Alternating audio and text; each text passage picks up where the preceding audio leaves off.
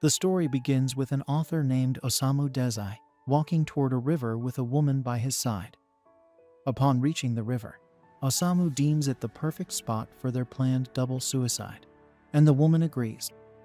They tie themselves together with a red string, believing this will ensure they remain together even in the afterlife.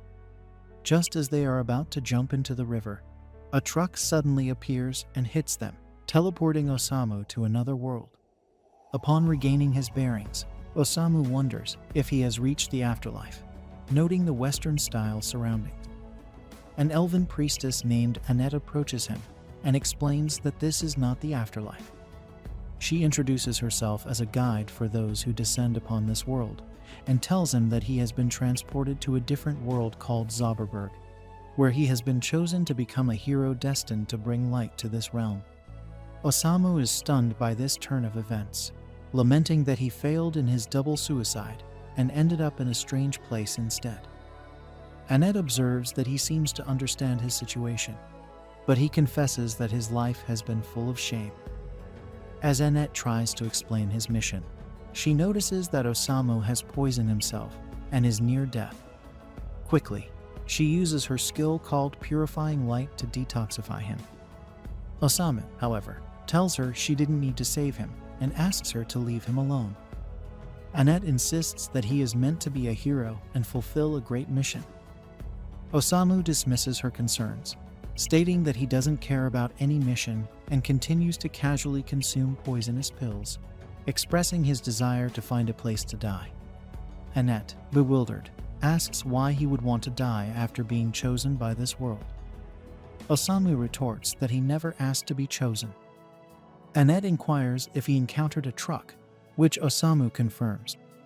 Relieved, Annette explains that the truck he encountered was the Otherworld selection truck, responsible for bringing him to this world. She elaborates that the truck selects people leading unhappy lives in their old world and transports them to another world, offering them a fresh start. If the truck came for him, it indicates he was unhappy in his previous life. She congratulates him on being given this chance. This angers Osamu, who explains that the truck interrupted his double suicide, which he considered the happiest moment of his life. Annette is taken aback, and Osamu asserts that she has no right to decide what constitutes happiness for someone else. Annette, puzzled by his reaction, thinks that once Osamu sees his stats, he might change his mind. Annette explains that every human brought to this world is granted superhuman abilities. However, she soon notices that Osamu is exceptionally weak. His level is 1. He has only a single health point and no magic at all. His stats screen is colored red, indicating he is on the verge of death. She realizes he is still poisoned despite her detoxification efforts and suspects a system error, as no one should be this weak. She searches for any special skills he might possess, but finds nothing. This is the first time she has encountered such a weak otherworlder. Osamu then tries to leave the church, but Annette stops him, stating that he might have been brought to this world by mistake. She tells him that he doesn't have the ability to survive here, and Osamu, agreeing, mentions that he is branded a failure no matter which world he is in. Annette apologizes for the mistake and asks him to stay at the church for a while, as he is too weak to survive on his own. She warns that he will be killed the moment he steps outside, but Osamu tells her not to worry about him, as he is just looking for a suitable place to die. As he tries to leave, Annette reflects on how different he is from other heroes she has guided. She recalls her initial pride in guiding otherworlders, but over time, she became disillusioned, merely flattering arrogant and pretentious heroes. Osamu, however, is different. She tries to stop him again, suggesting that he at least choose a profession before leaving. Osamu insists he doesn't need to as he is a born author. He then leaves the church, and Annette feels that he is the man she has been waiting for her whole life. The scene shifts to Osamu standing at a checkpoint, unable to read a single word written there. He realizes he won't find a cafe around here. Suddenly, he hears a voice in his head informing him that he has discovered a landmark called the Great Plains of Estern, gaining 5 experience points. Osamu, suffering from migraines, asks the voice to stop speaking directly in his mind. The voice, however, announces that he has risen to level 2. Osamu, feeling overwhelmed, hears a girl screaming in the distance. He goes to investigate and finds a cat girl trapped by a monster called a death tree. The girl pleads for help, explaining she will be killed if he doesn't act.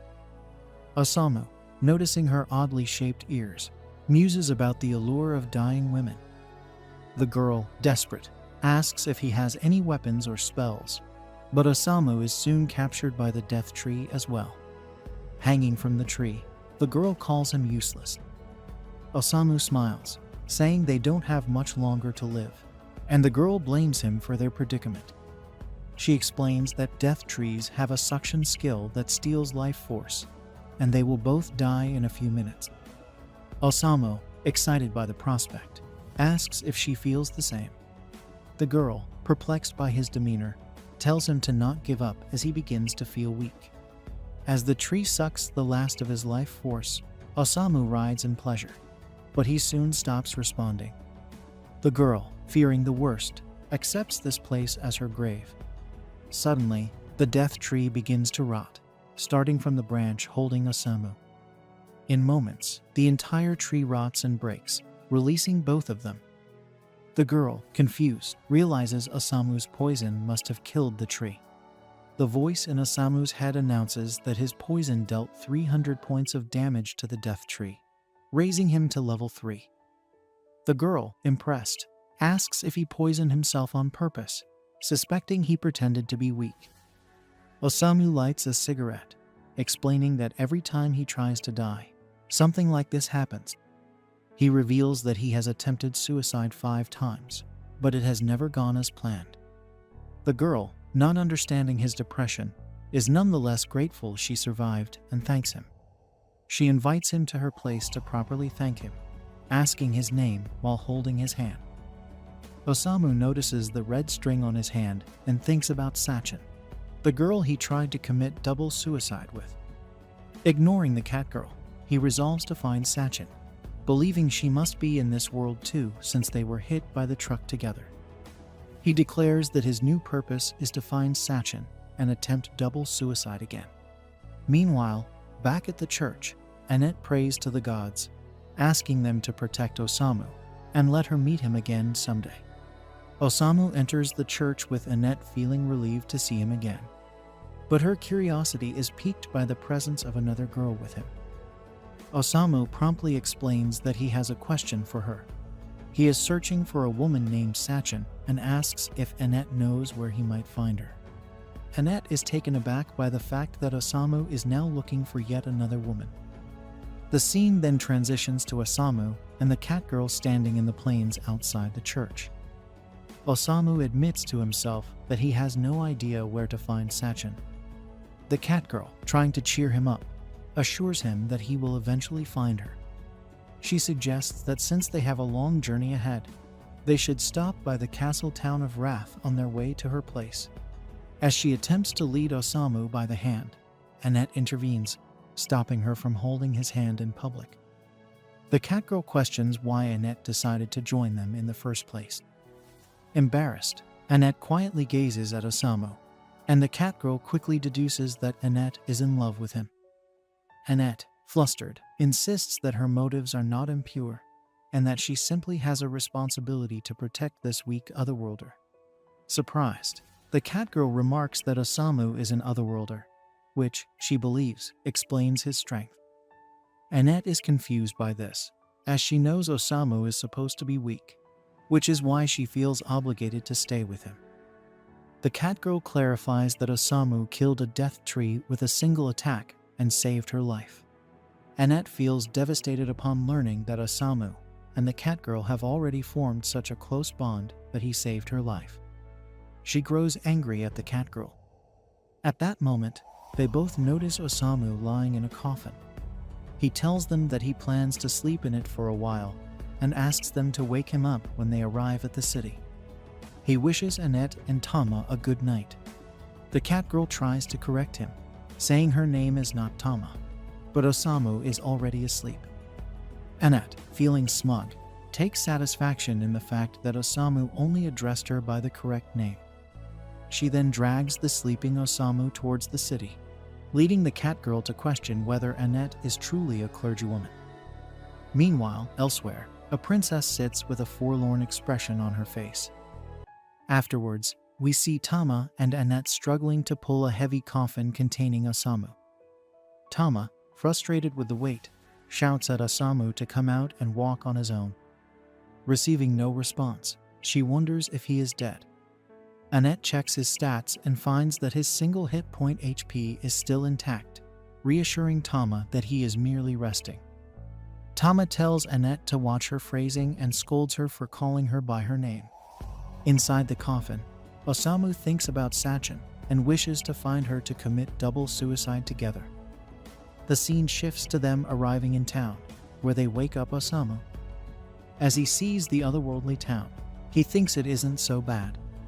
Annette suggests they go to the castle to have an audience with the king.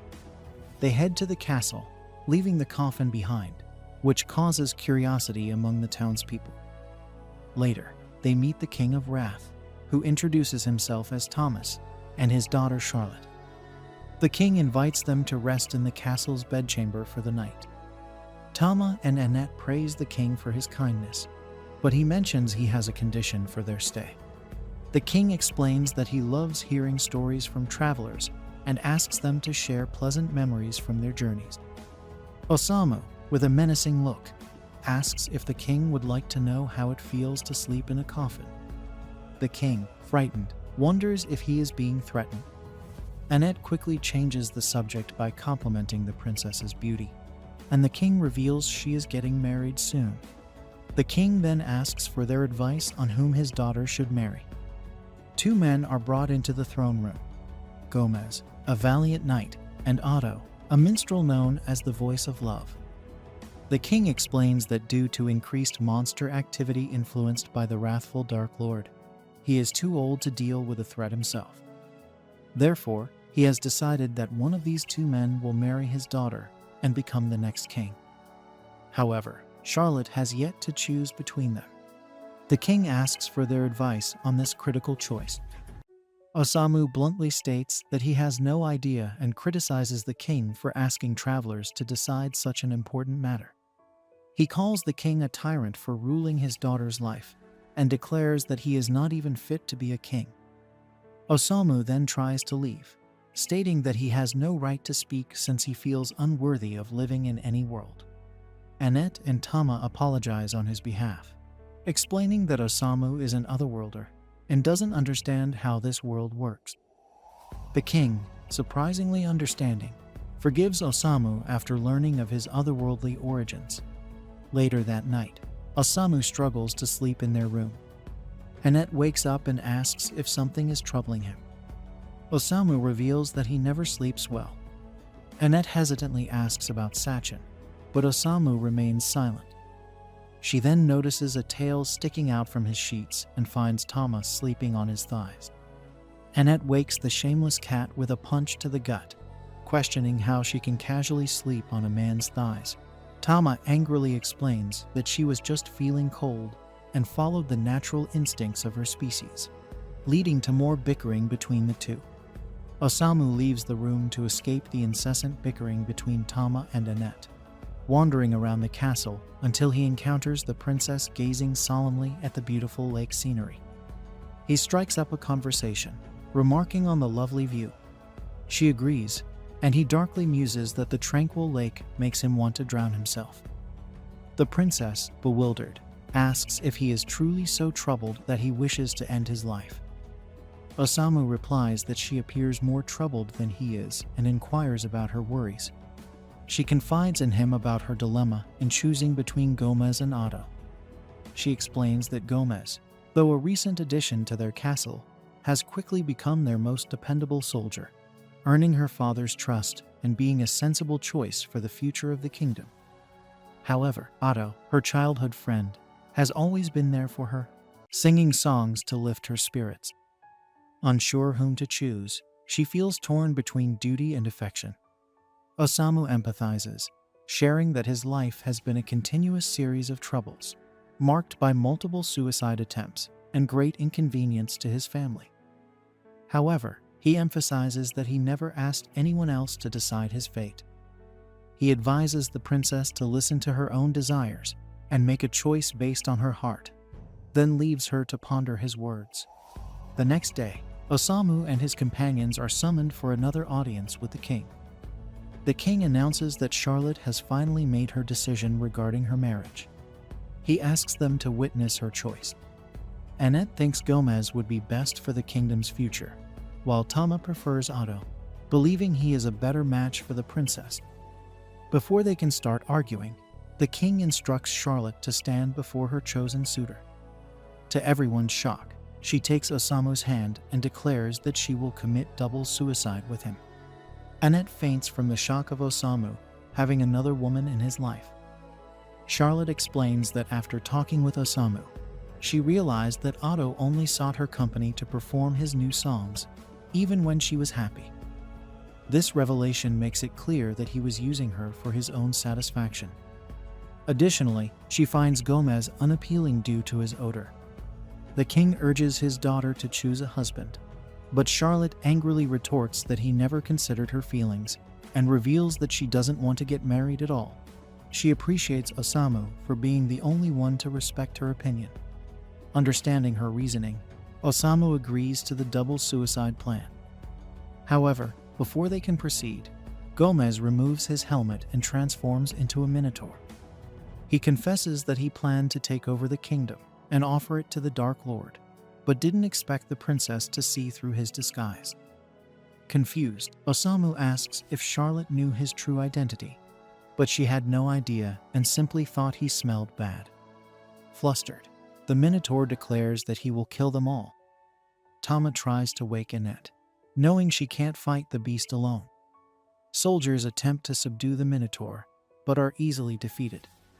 Rubble from the battle almost hits Annette, but Tama saves her. Tama then confronts the Minotaur, ready to fight.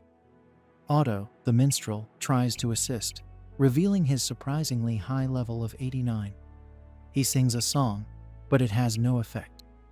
The Minotaur attacks Tama, but she deflects him, though her attacks seem ineffective against his sturdy horns. The Minotaur, excited by the challenge, prepares to attack Tama with full force, but Osamu intervenes, asking if they can be killed first. He explains the princess's wish to commit double suicide and requests that the Minotaur use his magnificent horns to fulfill their desire. Tama and the king protest, but Osamu remains resolute. The Minotaur agrees, planning to kill the king and destroy the city afterward. As the Minotaur prepares to kill them, Osamu reassures the trembling princess that their wish is about to be granted. The Minotaur charges at Osamu and the princess, with Tama and the king desperately trying to save them, but unable to reach them in time. At the critical moment, the princess gets cold feet and declares that she can't die yet. She wants to live and protect the people of her kingdom. Osamu, anticipating her change of heart, tells her that she is a kind princess and pushes her out of the Minotaur's path, saying she is not fit to be his partner in a double suicide. Before the Minotaur can strike Osamu, Annette erects a powerful barrier, declaring she won't let Osamu die like this. The barrier is so strong that it breaks the Minotaur's horns. Seizing the opportunity, Tama delivers a powerful attack that sends the Minotaur flying out of the castle and into the lake. Exhausted from the fight, the two girls relax. Tama thanks Annette for her help, and Annette reciprocates. The song-loving minstrel attempts to write a song about their budding friendship, but they quickly stop him, having had enough of his songs. The king then apologizes to his daughter for not considering her feelings and admits he is unfit to be a king or her father. The princess forgives him, suggesting they should discuss the future of the kingdom and their relationship together. The king is pleased to hear this. Osamu smiles, glad that everything worked out, but he feels a tinge of sadness as he once again failed to die. Later, we see Charlotte has become the Queen of Wrath. When soldiers report that monsters have appeared at the city's south gate, She orders the royal guard to exterminate them, expressing her reliance on each soldier to protect the kingdom. Meanwhile, outside the city, Tama and Annette are dragging Osamu in a coffin once more. They remark on Charlotte's bold decision to become queen and hope she will be all right. Osamu reassures them that Charlotte made this decision herself, so there is no need to worry. He then emerges from the coffin, declaring that while dying women are beautiful, there is also a certain charm to women who can stand on their own. Tama tells him to stop with his analogies and start walking, but he retreats back into the coffin. Eventually, the girls grow weary and decide to take a break for a bite to eat. Our lazy protagonist emerges from his coffin, eager for something to munch on, but they only have bread. Days, craving boiled tofu, expresses his dissatisfaction. Annette suggests they head to a nearby town to find some tofu. Although the group is just a few days away from reaching Tama's hometown, Annette wants to make a stop at a temple. Typically, an otherworlder arrives at one of the 4 temples in this world and heads directly to the Dark Lord's castle. However, Dazai's goal is not to defeat the Dark Lord. He just wants to find Sachin. This necessitates visiting all 4 temples to gather information on her whereabouts. Tama is shocked because this means they might have to travel all around the world if finding her proves difficult. Annette doesn't want Dazai to fight the Dark Lord because it's too dangerous, and Tama teases her again for being in love with him. Annette denies it, explaining that Dazai just gave her hope when she had given up on her job. Tama suggests that Sachin might be Day's soulmate, so Annette admits to traveling with him to find this out. Tama agrees to go with them until they reach her hometown, but Annette's half-hearted thank you makes Tama realize that Annette would rather be alone with Days.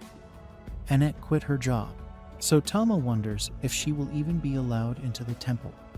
Annette isn't worried, though, because the head priestess of this next temple is a dear friend of hers. Moreover, Annette didn't leave her post without notice. She sent her letter of resignation using her familiar. This familiar makes its first appearance by snacking on Day's head. Annette scolds the little monster, but gets even more upset when she discovers it didn't deliver her letter of resignation. Days points out that the little beast is quite loyal for returning to its master, and he names it Mellows. Mellows seems to have taken a liking to him, but Days just wants to get more rest. Just then, Days must tell Mellows to quiet down as he begins to panic, and a terrifying dragon appears. Dragons are this world's most powerful monsters, and it terrifies the girls with a roar. Suddenly, a girl calls the dragon Ruka and commands it to stop. Annette and Tama are confused as the girl approaches the dragon and warn her to be careful. They are stunned when the girl speaks a different language to the dragon and tames it. The girl assumes that Annette and Tama's group has already suffered casualties because of the coffin and recommends they leave this incredibly dangerous area. Days emerges from his coffin, thinking it's time to eat, and the girls ask the stranger to forgive his rude behavior because he's an otherworlder. This infuriates the girl, and she vows to eliminate all otherworlders. She unleashes a power that terrifies the girls, and Annette has to block the attack with a barrier. Annette does her best to hold back the assault, but her shield eventually breaks. The group is badly injured, and the area is massively damaged. Annette concedes that the girls' magic is insanely powerful. The girls vow to protect Days at all costs, but the stranger brings them to their knees with her power. The symbol she bears terrifies Annette even more because it's the mark of the wrathful Dark Lord. Just then, the girls are shocked when Days stands up, having had enough of the dangerous behavior. He points out that the girls have nothing to do with this. Days reminds the girl that she's after otherworlders, and he is her only opponent.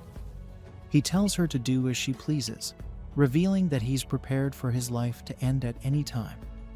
His friends beg him to stop, but it's too late as the stranger grants his wish and sends her arm right through his chest. The girls are terrified as Days collapses to the ground, and the stranger reveals her name is Waldelia. Annette and Tama faint, But Waldelia is shocked when Days reveals that he's still alive.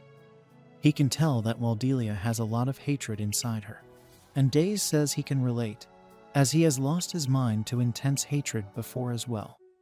Waldelia is terrified to see him still alive as he approaches her, and Days comments on how sad her eyes look. He wants to know why, but Waldelia's terror causes her to flee with her dragon. She is still uneasy about what just happened and wonders who Days really is. A while later, we see that Mellows has brought the trio to the temple they were headed to. The priestess rushes to Annette, but Annette tells her that Days needs immediate medical attention. He's in really bad shape, so the priestess summons every priest to bring all the healing potions they have. A while later, we see that Days is fine, as he shops for some poison. The vendor explains that the poison is most effective when thrown at a monster, but he is shocked when Days just drinks it. Tama is furious because Days just made a miraculous recovery, but the priestesses are glad to see that he's doing well. The priestess named Nisha explains that she hasn't met anyone named Sachin, but she is more concerned about why Annette is traveling with an otherworlder. She's glad that Annette quit her job because she's too pure for it, but she's upset to see that she's traveling with an otherworlder. Nisha despises otherworlders because they use their divine gifts for selfish reasons. Just then, a strange rapping otherworlder named Kitaro appears, urging the girls to stop arguing and have some fun with him. They ignore him, but Kitaro demonstrates his overpowered skill of mass production, allowing him to create an unlimited amount of the world's currency. He offers to buy the girls whatever they want. Nisha swiftly gets rid of him, but he promises retribution. Nisha points out that all otherworlders are like Kitaro. Annette argues that Days is different, but Nisha can tell just by looking at him that he is just as destructive as the others. Annette continues to defend him, pointing out that he changed her entire life. At that moment, Days asks for money to buy some drugs. Annette casually hands it to him, still trying to convince Nisha that he isn't destructive at all. Nisha is then shocked to learn that Days doesn't have a gift. Despite this, Days still fought against the wrathful Dark Lord for his friends. Nisha is stunned to hear this because the wrath of the Dark Lord was actually destroyed by another otherworlder 7 days ago. Tama is equally shocked, and the two girls celebrate, believing that peace has finally come to their world.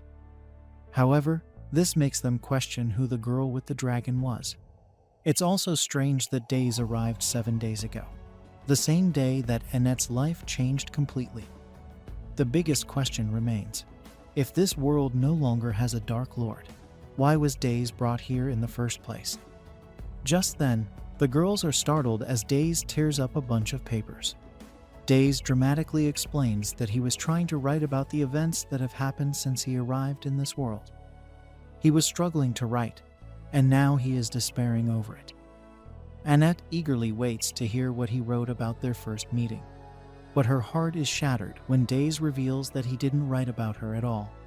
Days isn't sure why, but his encounter with Waldelia gave him a surge of creativity, and he hopes that something else exciting will occur. Annette thinks he might find something if they explore the town, and recent events have made her want to buy Days some things anyway. In town, we see that Annette wants to buy Days some heavy-duty armor. There is no telling when they will be attacked again, and Annette never wants to see Days suffer ever again. Tama points out that Days looks like he's suffering right now, but Days actually kind of likes the oppressive feeling the armor gives him. The girls go to do more shopping, and Annette tells Days to stay put. Nisha finds him, and Days explains that he was just searching for new excitement. Nisha declares that Annette will be staying with her from now on because she has always been a pure girl and trusts people too easily. Nisha is sure that Annette will be unhappy traveling with him, so she begs Days to disband their party. Days just smirks, pointing out that it's up to Annette to decide what she wants to do. He declares that Nisha has no say in the matter and wonders why she thinks Annette will be unhappy. Nisha explains that it's because Days is an otherworlder, and she doesn't trust otherworlders. Just then, Nisha is stunned, and a crowd forms as a man arrives. This man is said to have been created by the heavens to stand above everyone in the world. He is an otherworlder, and his name is Lord Suzuki. Suzuki announces to everyone that the Dark Lord was defeated 7 days ago, and tells them to rejoice, as peace has come to their world. The crowd erupts with cheer, praising the otherworlders, but Suzuki reveals his real intentions. He points out that they risked their lives to bring peace, so it's only right that the otherworlders be allowed to rule the world. He declares that this time will be known as the Great Hero Age. Suzuki decides to be the ruler of this town, and his buddy Kotaro tells the townspeople to bow down to Suzuki. Kotaro then points to the girls and tells Suzuki that they were the ones who messed with him. Suzuki is furious, declaring that they committed acts of violence against an otherworlder. Annette tries to explain that he is mistaken, but Suzuki refuses to listen to someone who would harm a hero. Nearby, the town is on fire, and Days states that he finally feels like he can write his masterpiece. We then see that Suzuki used a skill to turn Annette into a pet. The transformation caused mutations in some parts of the elf's body, such as her eyes, which acquired darkened contours. Kotaro uses his rap to mock the fact that the purer a person is, the easier they fall under this spell, which was the case with the victim. Tama confronts the rapper, but Suzuki uses the same technique on the Catwoman, taming her just like her companion. With this, the human boasts about the power of this skill, claiming that no one can escape it. Emerging from the crowd, Asha steps forward to confront the transferee, stating that this was not how she taught Suzuki to use his gift. As she declares that the city of Vale will not bow to the whims of the human, all the inhabitants join the priestess's chorus and rise against the oppressor. Seeing this, Suzuki sends his wolves against the population, saying he will destroy everything to build another city in its place, since Vale does not want to surrender. Asha calls the human a bastard, and he sarcastically responds that he prefers to be called a hero, just as the elf did when they first met. To further provoke, he assures her that he will use Asha's church as his private castle. Shortly after, due to the wolves' power, which allows them to spit fireballs at the city's houses, Vale begins to burn. Even Tama attacks the residents, and one of the victims is Sensei, who is protected by his gigantic armor. After dozens of kicks and punches to the equipment, the girl manages to crack the steel until she destroys the armor. But the immense force she applied ends up throwing the armor's helmet at her head, knocking Tama out instantly. Thus, Sensei locks Tama in a barrel and leaves a warning that there is a violent cat inside. At that moment, he sees Asha being overwhelmed in battle. Enraged, the elf tells Sensei that this is how the transferees act in this world, using the gift they received for their selfish ends. Asha emphasizes that Suzuki was not like this when he arrived. On the contrary, he was a calm boy with a weak personality. As she starts this story, Sensei begins to write down what is said, as this type of character intrigues him. For this reason, the author asks which way the transferee went, and Asha says he headed toward the church, but reminds the writer that he does not have a gift for it. Therefore, he will have no chance against Suzuki. Regardless, all Sensei wants is to write his masterpiece, something he feels compelled to do. Not wanting to let the man go alone, Asha accompanies him. Upon reaching the church gate, Sensei is enchanted by the beauty and grandeur this place exudes. On the other hand, Asha cannot understand how this man can be so carefree, as the transferee possesses superhuman power, so it would be wise to have a plan before entering the church. That said, Sensei takes a vial of poison and drinks it all. Asha was thinking of silently approaching the back door, but the human had already opened the door by then. Inside, Sensei admits that he is interested in Suzuki's story and would love to write a novel based on what the transferee experienced. Faced with this statement, Suzuki becomes even more arrogant, having an author wanting to write about his heroic exploits in another world. However, Sensei notes that it is quite the opposite. The story is about a man who gains more power than he deserves and ends up falling into his own greed. Insulted, Suzuki promises not to let it go unpunished, so he orders his wolves to kill the intruders. Seeing that Sensei will not lift a finger to prevent his death, Usha steps forward and shoots rays of light to kill some wolves. But one of them grabs the cleric's magic staff with its teeth, taking her out of the fight. With this, Suzuki orders the other wolves to shoot flames at the rider, and this time Usha cannot do anything. However, when the fireballs approach, Sensei deflects them all using the helmet of the armor he wore, throwing the flames back at the attackers and causing a massive explosion. The helmet then reveals that it was actually Milo's deflecting the spells, as Annette had said that the armor was capable of deflecting first-level spells. After the flames dissipate, Kotaro begins to worry that these enemies are not as weak as they thought. But Suzuki reminds him that he still has a trump card, the giant wolf. Without delay, the transferee uses his number one pet to bite Sensei, which indeed happens. The bite draws blood from the man's shoulder until the poison spreads through the animal's body, killing it instantly. While Usha heals, the human Kotaro panics at what he witnessed, so he runs away. Usha demands the transferee surrender, but Suzuki is not done yet, as he saved his big trump card for the end. As soon as he orders Annette to leave to attack, the elf draws a dagger and charges at Usha, who never imagined this would happen one day. The priestess refuses to fight against her friend, so she intends to retreat, but Sensei has a better idea. While he takes the lead in the fight, he tells Usha that Annette is stronger than she thinks.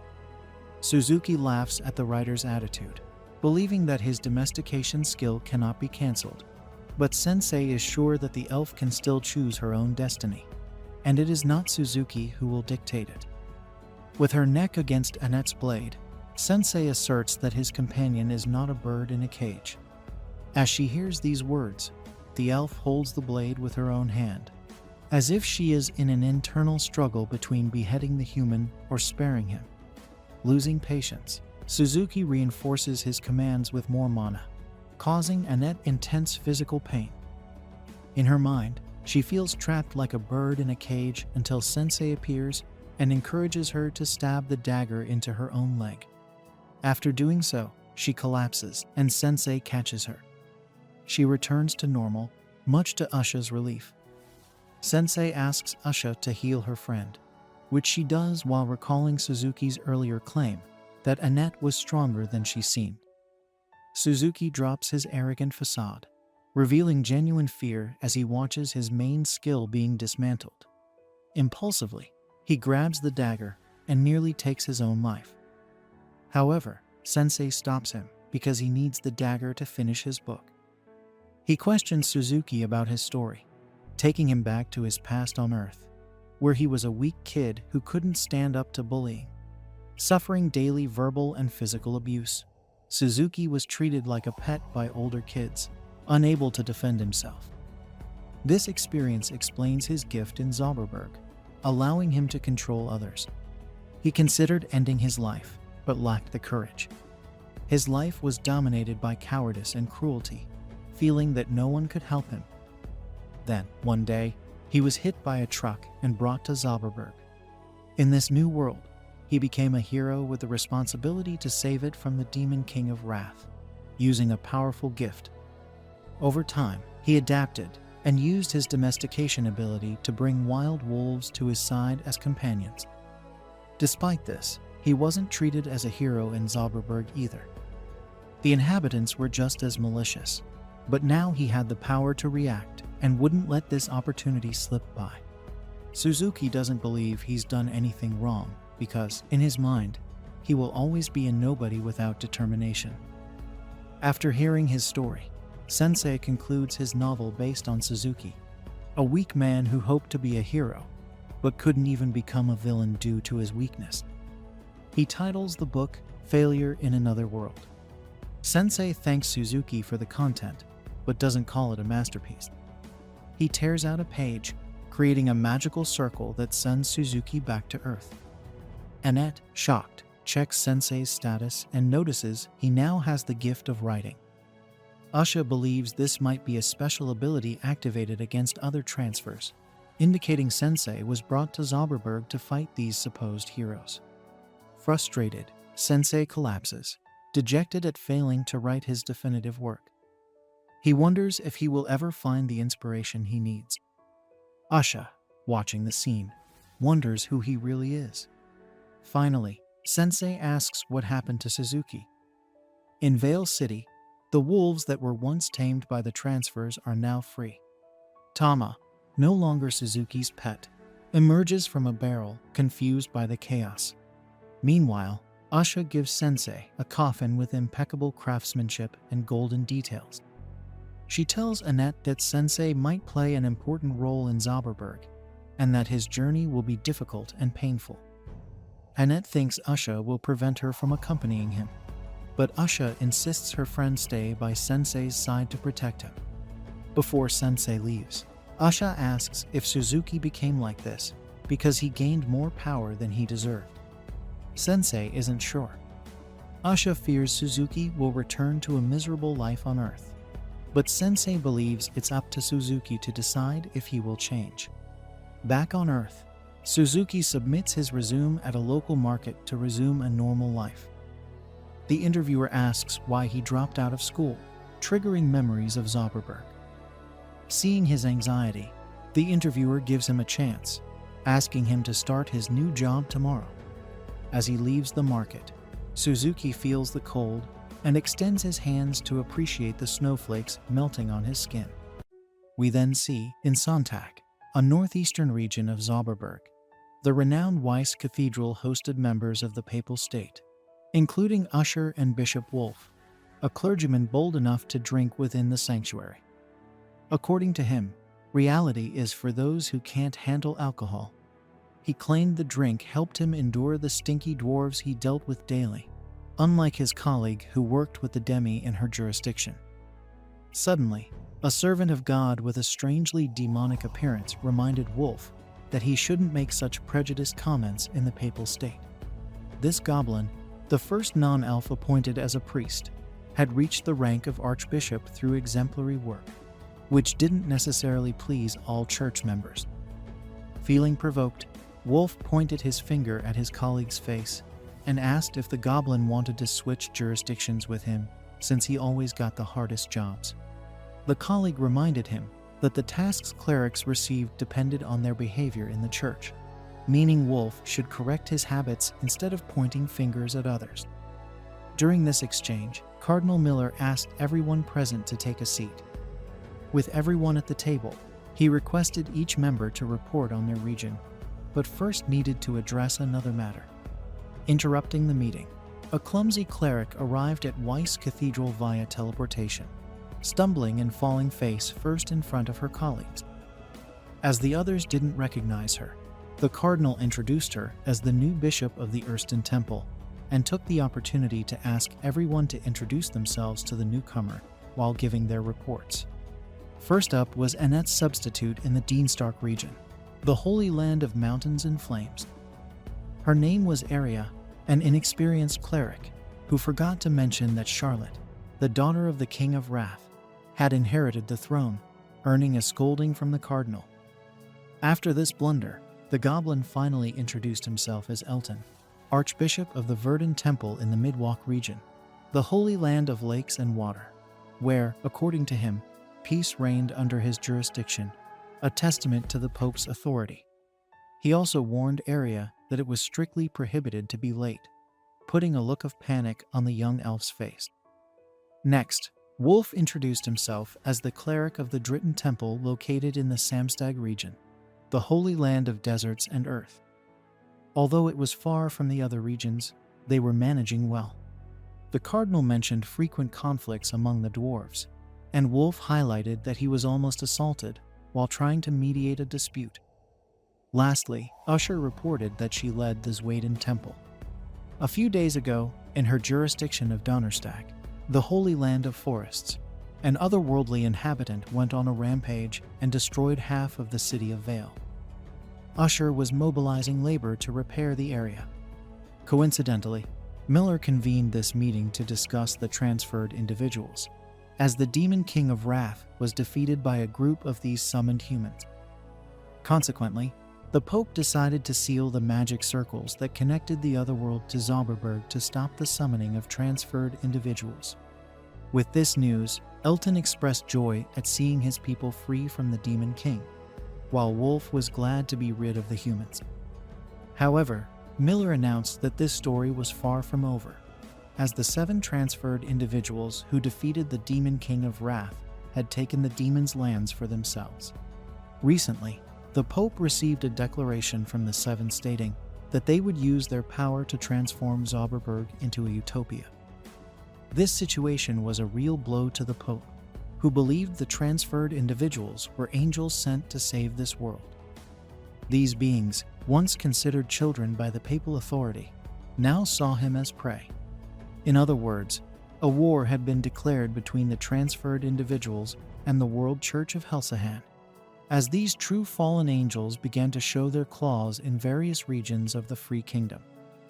Likewise, Waldelia, the daughter of the Demon King of Wrath, could not be ignored for possibly harboring a burning desire for revenge. In light of these events, Miller announced that Zauberberg had entered a new era, and it was the Church's mission to overcome these obstacles and maintain peace. Arya questioned how they would be able to face such powerful beings, triggering Usher's memory of Sensei cutting through the sky with his pen power before a mighty transferred individual. She then declared that she met a transferred individual in Vale capable of returning others summoned to their world of origin through his gift. Upon hearing these words, the Pope himself agreed with Usher, as he also believed this angel could be Zauberberg's hope. As he approached and saw his subjects kneeling before His Holiness, he was moved. He asked Usher to tell more about this human. Meanwhile, on the other side of the trenches, a woman hummed a cheerful song that contrasted with the dark environment that once belonged to the most powerful demon. Nearby, a man wanted to know if the lady was thinking about her beloved again, but she ignored the question. As 2 glasses of wine were served at the table by the men, aware that his question wouldn't be answered, he informed her that their allies had departed for various lands, while the 2 of them stayed to observe what was in store for this world. In the meantime, what awaited the exhausted Annette and Tam was a well-deserved rest in the city they had just arrived at before hitting the road again toward Gruen. As soon as she celebrated sleeping in a warm bed, the cat received the news that she had leveled up to 17 from carrying the coffin so much, making her wonder if this was something to celebrate. Keeping an eye on the conversation, a kid pointed out the direction of the town's inn and offered any information that might help the travelers since they didn't know the area well. First, he told them about an organization called the Hero Introduction Service, also known as the Transferred Order Service, where people were assigned to accompany groups with little self-confidence and provide them with a safe and comfortable journey. By the way, it was the boy himself who created this service. Hearing this, Tama laughs, recalling her bad experiences with transferred people. The kid is offended, insisting the transferred are heroes sent to save this world. He offers to introduce them to a summoned hero for just 4 Zizinzans and Janikos. Tama is ready to refuse, but Annette hands the money to the boy.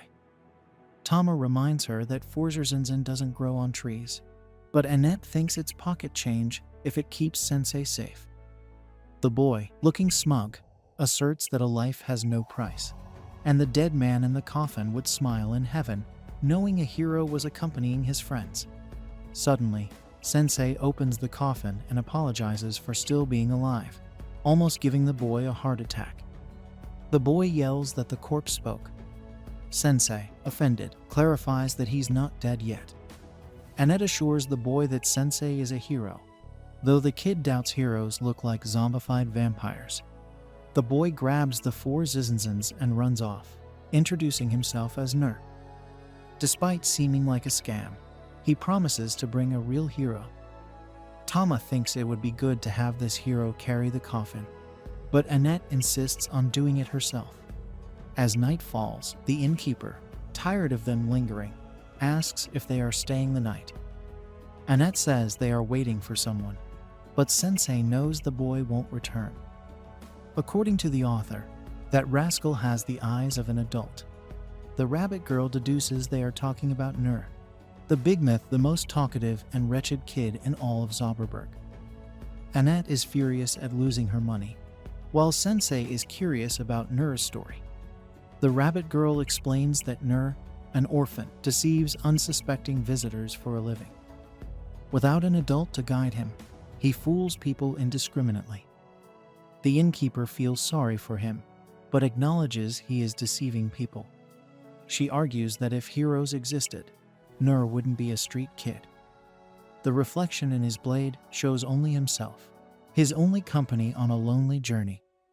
He survives by theft, and people sometimes steal from him.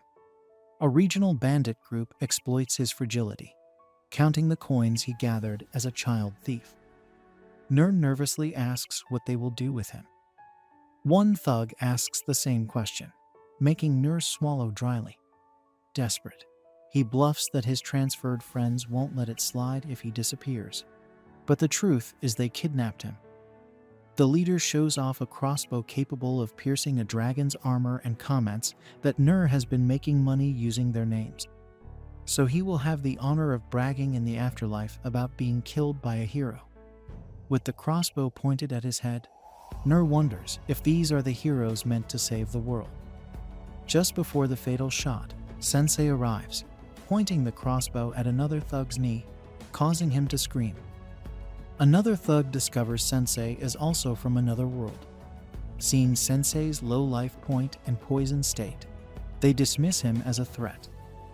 The leader points the crossbow at Sensei, who begins to increase his HP monstrously. Sensei jokes about dying, asking the aggressor to shoot him in the heart. As the saying goes, the madman is only mad until he finds a madder one. The trio of goons runs away. Nur asks if Sensei is a hero, but Sensei doesn't see himself that way. He says adults are young people who have been betrayed, but Nur is still a child not ready to be an adult. Sensei leaves the dump, tying up Nur. Nur asks if that's it, and Sensei's silence implies it is. The next day, the group prepares to head to Gruan, with Sensei exhausted from chasing transferred ones all night. Annette, jealous, thinks Sensei was sweet-talking another lady, especially when he says it was a pleasant night. Suddenly, Nur, shameless, shows his face, assuring them he didn't lie. He promised to introduce them to a brave warrior, and this hero is standing right in front of them.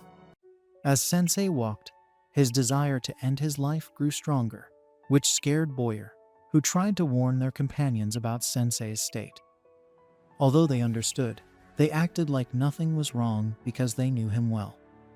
Using Sensei's brave hero facade, Tama encouraged him to keep going until they arrived at her homeland, Grun.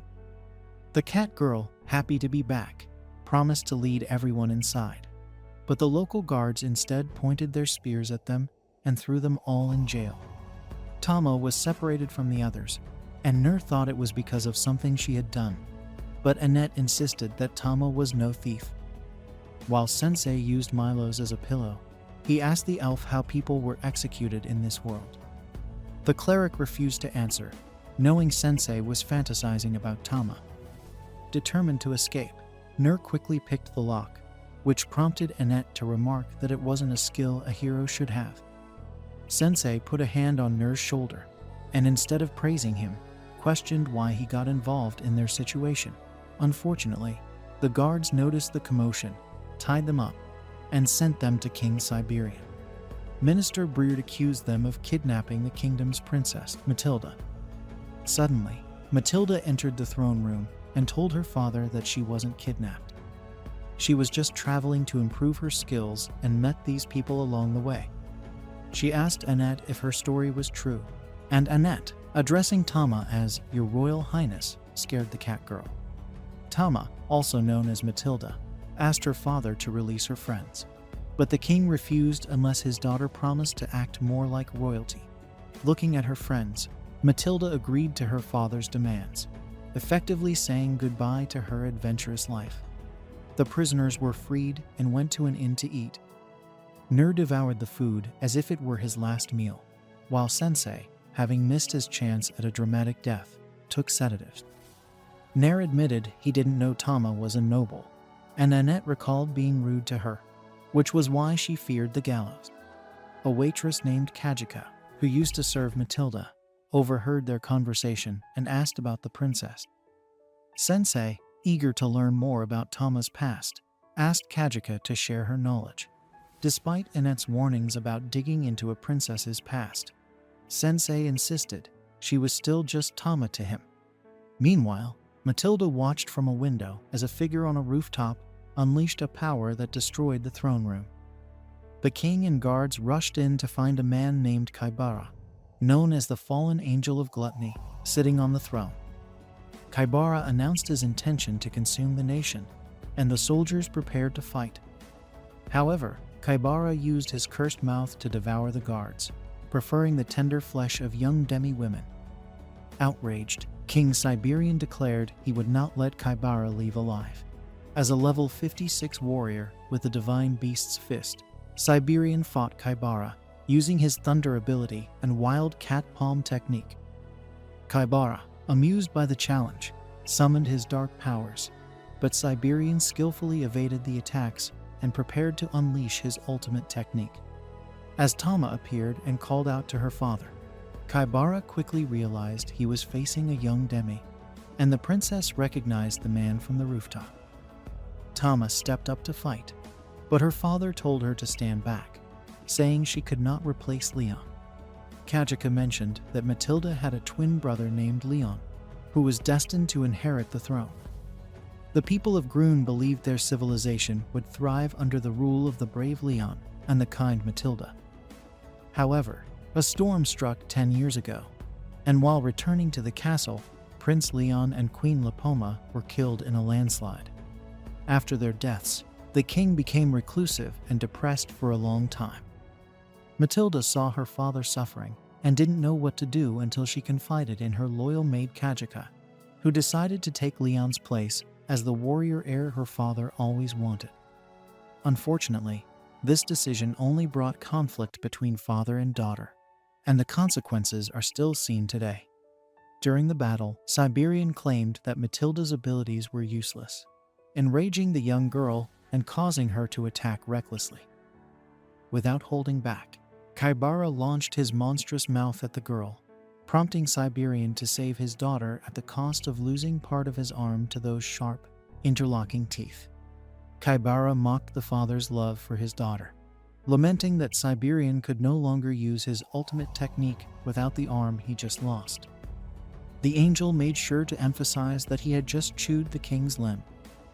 Furious, Tama charged at Kaibara again, but Breard grabbed the princess before she could be killed and fled with her now unconscious.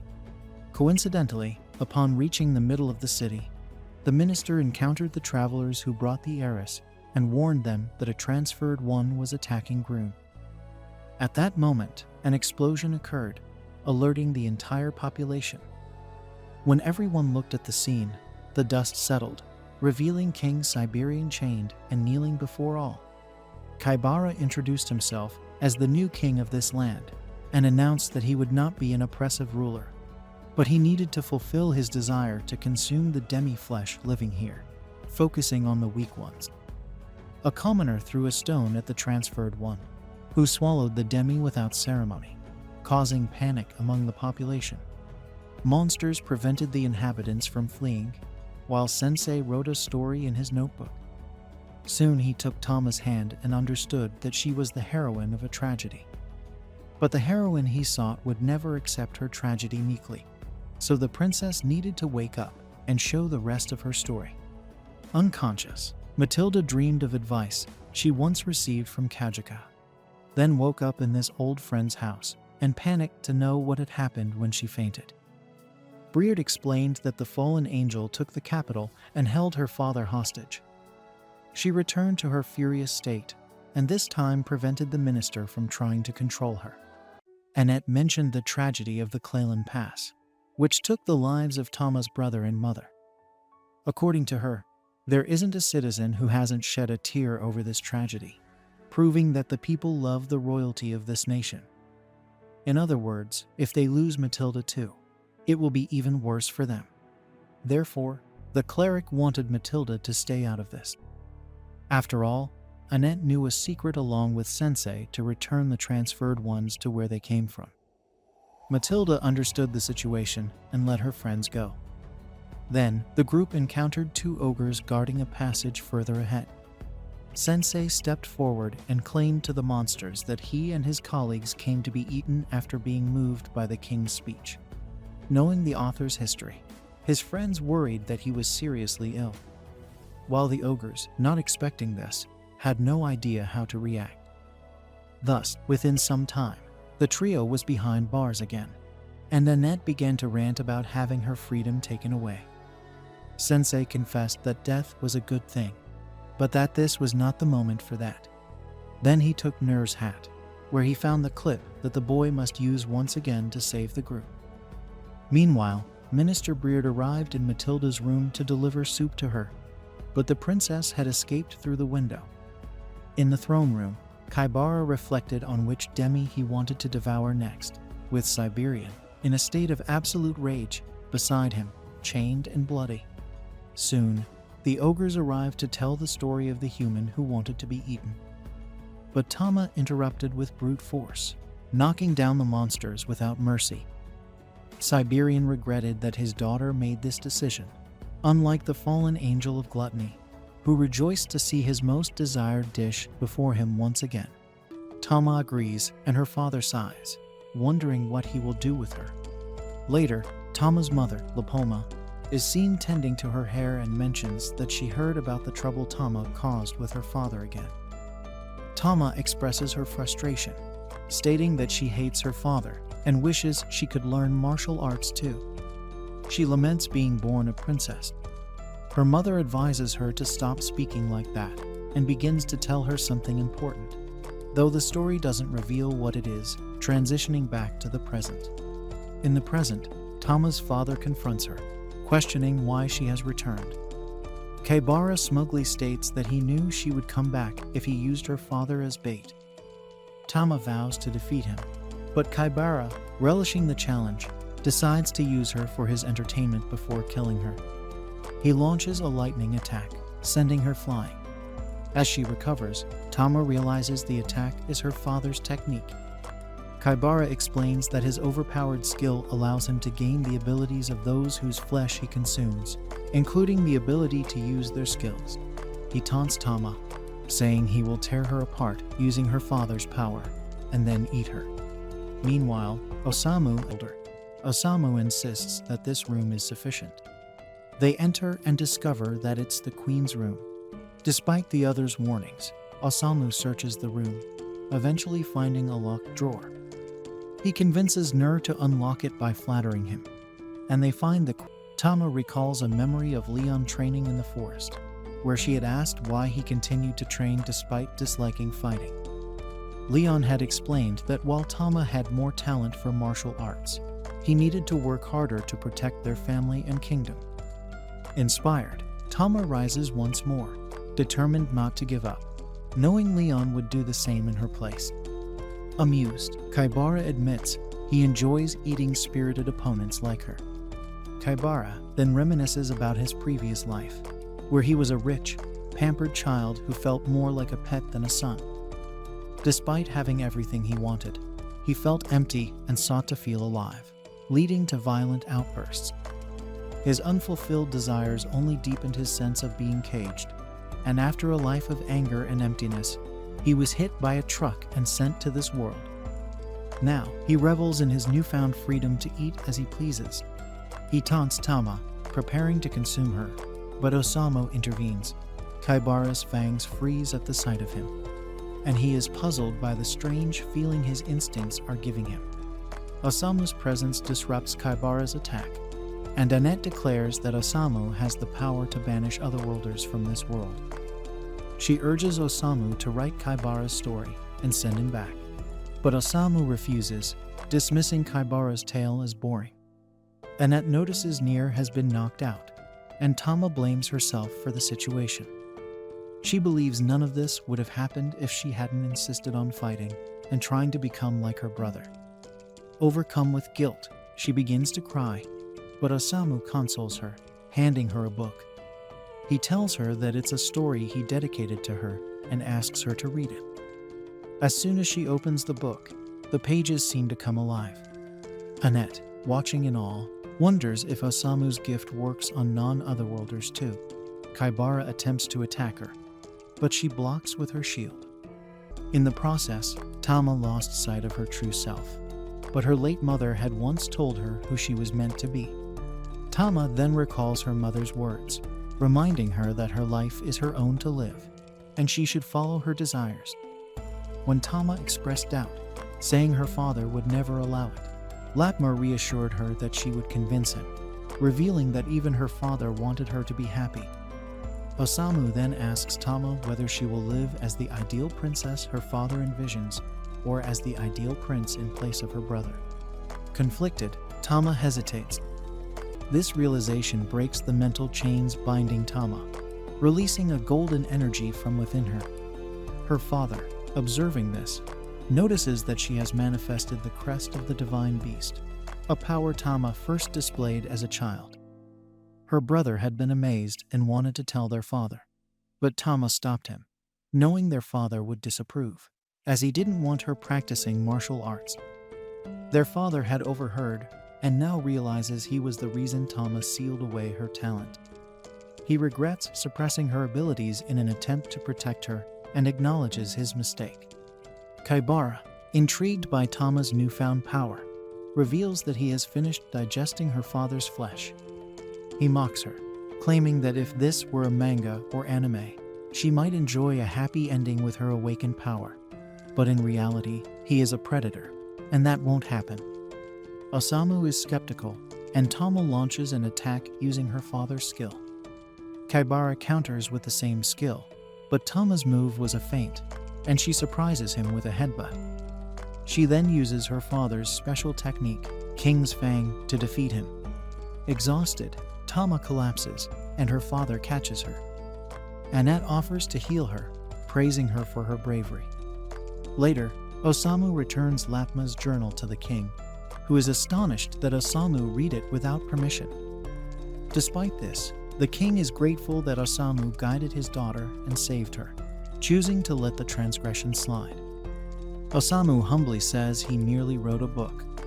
Breard arrives, noticing that Tama's crest has awakened. The king acknowledges her accomplishment, but Breard points out that her King's Fang is still incomplete. As Kaibara gets back up, his appearance drastically changed. Kaibara reveals that he is one of the 7 heroes who defeated the Dark Lord, having secretly consumed the Dark Lord's flesh. Now, he feels the power surging within him and declares himself the apex predator of this world. As he prepares to attack, Waldelia suddenly severs his head. Recognizing her as the Dark Lord's daughter, Kaibara taunts her, recalling how eating her father's flesh gave him his first taste of life. Waldelia, enraged by his words, blasts him away and then turns her gaze towards the others. Osamu greets her from behind, and she wonders how he's still alive. Osamu asks if she feels better after avenging her father, but Waldelia, surprised by the question, quickly departs, vowing to kill him next time. Mir marvels at Osamu's ability to drive away such a powerful foe, while Osamu notes that despite her victory, sadness still lingered in Waldelia's eyes. He muses that he would like to write her story someday. The scene shifts to the townspeople rebuilding after the disaster. Fawn thanks Osamu and the others for saving their capital, learning that the princess has decided to stay and support the king. Annette remarks that they will miss her, but respects her decision. Back at the castle, the king finds Tama in her room and comments that it's meant for a ladylike princess, not a tomboy. He asks if the travelers have already left town, suggesting she go with them. He reassures her that he doesn't need the protection of an untrained greenhorn and urges her to return once she has completed her journey. Understanding, Tama quickly changes out of her stuffy clothes and escapes out the window, thanking her father. She vows to become a powerful martial artist by the time she returns and departs. Breard arrives, questioning if this is the only way the king knows how to communicate with his daughter. The king is confident that she understood his intentions this time and asks Lipoma and Leon to watch over her. The scene then cuts to Nier dragging Osamu's coffin, and Osamu comments that Nier lacks the skill Annette had for the task. Annoyed, Nier tells Osamu to drag the coffin himself, but Osamu insists it's unnecessary, as Tama rejoins the group, much to their delight, and resumes her place in their party. Tama returns to the group, and they're happy to see her. She rejoins their party. The scene then shifts to Osamu and his friends standing before the world tree and grunt. They're excited, but Osamu dislikes anything brimming with vitality. Tama explains that this is the largest tree in Zauberberg. Annette adds that the sight of this tree refreshes her spirit every time she visits. Tama agrees with a bit of pride, but Annette continues, telling Osamu that this tree is said to be a holy one that watches over Zauberberg and protects all who visit it. Tama wants to explain this to Osamu herself, but Annette keeps going, mentioning that at the foot of the tree lies a village named Tanariko, where people live simple lives in harmony with nature. She suggests they visit the village, which irritates Tama since Annette is taking all her lines. Later, they arrive in the town in the evening, shocked to see a casino there. Nier observes that this doesn't look like a place where people live simple lives with nature, and they also notice the town is filled with violence. Osamu believes this must be the reality the town has chosen. He suddenly realizes he's out of poison pills and panics, wondering where he can hang himself. Nier is puzzled by his behavior, and Osamu, feeling restless without his pills, starts eating. Nier advises against it, and they decide to ask the village mayor what's going on. The mayor explains that Tanariko used to be a quiet town, blessed by the world tree. But a few months ago, some other worlders came to see the tree and started living there. They built the gambling hall, attracting more unruly otherworlders from all over. These outsiders gradually took away the town's peaceful lifestyle, and even the leaves of the sacred tree have begun to wilt. The mayor believes the world tree spirit is saddened and asks the travelers to help restore the town to its original state.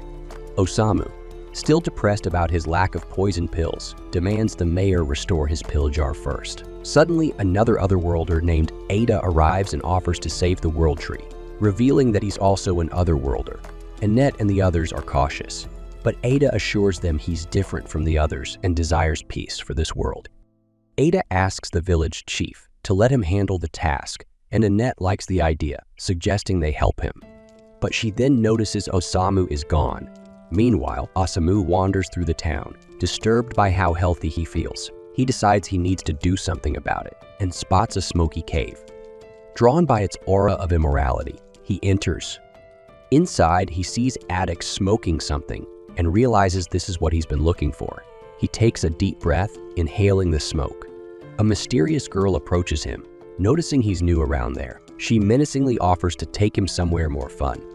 Later, we find Osamu in her bar, drinking to his heart's content. The girl warns him not to overdo it, but he explains he's trying to drink himself to death because he can't go on living. The girl finds him intriguing and asks what he was doing at the cave. She explains that it's a gathering spot for those addicted to the pain-relieving leaves of the world tree.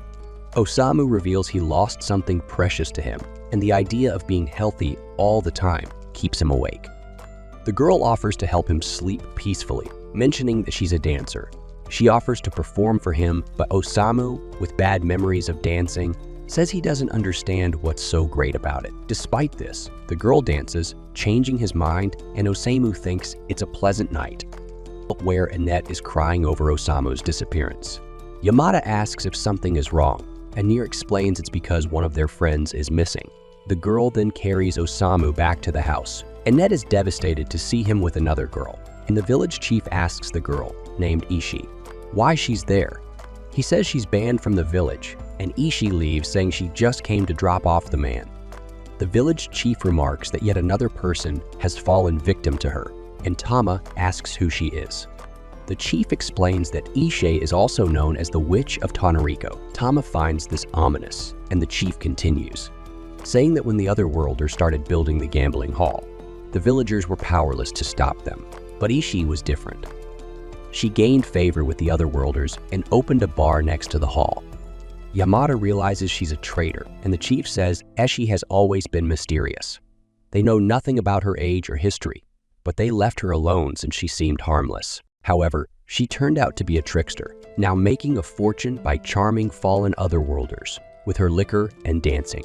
Yamada declares that Ishi will have to pay for her crimes along with the otherworlders, and the chief is thrilled, seeing Yamada as a true hero who can save the town. The next day, Osamu heads back to the bar. Annette tries to stop him, reminding him that the battle against the otherworlders is about to begin. But he doesn't recall agreeing to such a dangerous task. Ignoring her, he leaves for the bar, and Yamada tells Annette not to worry, assuring her that Osamu will come to his senses once they defeat the evil in the town. At the bar, Osamu thanks Ishi for her dance the previous night, saying it helped him forget his painful life and even dream for the first time in a while. Ishi warns him not to stay around too long, revealing that she's known as a witch. She tells him not to blame her if he's ruined, but Osamu says that's exactly what he wants. Eshi then wishes the spirit of the world tree would protect his painful life, making him curious about what she means. She explains that there's a legend about the tree's spirit, saying that it grants the wishes of the weak and sick when it descends. She suggests that Osamu pray to the tree's spirit to ease his pain. But Osamu notes that she's the one who seems to need saving. He realized this while watching her dance, which he found beautiful yet filled with sadness. She tries to deny it, but just then, the casino boss and his lackeys enter. Ishi serves them drinks as the lackeys intimidate some guys into repaying the money they owe. These are the same guys Osamu had encountered earlier, and they nervously promise to return the money. The lackeys demand payment today, threatening to bury them in the desert with an op skill if they don't. The guys, terrified, leave to get the money. The lackey then complains to his boss that their profits are down because there are fewer idiots like them around, and suggests moving the casino elsewhere. The boss dismisses this idea, saying it's too soon and that they should lure in more townspeople. He believes they can control the townspeople once they get them hooked on gambling. Eshi reminds the boss that he promised to stay away from the townspeople in exchange for her protection money. The boss dismisses her concerns, calling it just business, and orders his lackeys to kidnap a few townspeople to introduce them to the joys of gambling and smoking the world tree leaves. She tries to stop him, but a lackey pushes her aside. Osamu checks on her, telling her that in his world, people like her aren't called witches. They're called angels. Suddenly, the ground shakes, and the boss and his lackeys discover that their casino has been destroyed by Yamada and Osamu's friends. A lackey named Sabu asks what they're doing, and Yamada declares that he's here to judge the otherworlders and the witch for their crimes. The lackeys attempt to fight back, but Osamu intervenes, complaining that Yamada has ruined his time at the bar. He expresses his disdain for people who boast about grand ideals, while Yamada urges him to come to his senses and think about what he should do. Osamu steps aside, thanking Yamada for his advice but noting that he's never changed his ways because of someone else's lectures, nor respected anyone for giving them. Ignoring Osamu, Yamada goes to deal with the otherworlders. Seibu and the other lackeys attack him, but Yamada takes them down with a single strike. Realizing they're outmatched, the lackeys flee the town. Yamada then asks Eshi if she plans to turn against him too. She says she doesn't and thanks him for saving the town. The townspeople celebrate Yamada as a hero, but they look at Eshi with disdain, blaming her for the town's troubles. Yamada tries to calm them down, saying that Ishi regrets her actions, but they ignore him and start throwing stones at her, trying to drive her out of town. Osamu steps in, calling the townspeople scum for treating someone who protected the town so poorly. He explains that Ija appeased the thugs daily to keep them from harming the townspeople, and without her efforts, they would have overrun the town. He tells the townspeople that Ishi is the true savior of the town, and that they should be ashamed for throwing rocks at her. However, the townspeople refuse to believe him and dismiss his words. Ishi stops Osamu from saying more and leaves the town, apologizing to the citizens. The townspeople rejoice at her departure, while Yamada is shocked by the truth. Yamada asks Osamu if he knew this would happen, and Osamu responds that the line between good and evil is often blurry. Many wish for a clear distinction, but the world is gray. Yamada wonders if Osamu is implying that he was wrong, but Osamu says he doesn't know. The only thing he's certain of is that the town let go of its own protector. With that, he and his friends leave the town. Later, the village chief approaches Yamada with another request. He explains that the otherworlders made a fortune selling the leaves of the world tree, and now that the evildoers are gone, they plan to continue this practice, hoping the tree will revive and bring them more blessings. The chief asks Yamada to be the town's bodyguard, offering him 10% of their profits in return, and to protect them from otherworlders who might interfere. Hearing this, Yamada is stunned and deeply regretful of his actions. Meanwhile, Osamu and his friends continue their journey, reflecting that the village's fate wasn't a good one. Annette realizes that Osamu saw the whole picture, but Osamu disagrees, saying he's no different from Yamade as he also failed to save Eshi. They then notice the withered leaves of the world tree falling. The tree dries up and the townspeople are shocked. Osamu then sees a vision of a glowing Ishi in his mind, who thanks him for understanding her and hopes he finds peace before disappearing. Osamu notices that his poison pill bottle is now full, and he recalls Eshi saying that the wishes of the weak and sick are granted when the world tree's spirit descends. He realizes that Ishi is the spirit of the world tree, and that he now has an infinite supply of poison powder. Thanks for watching.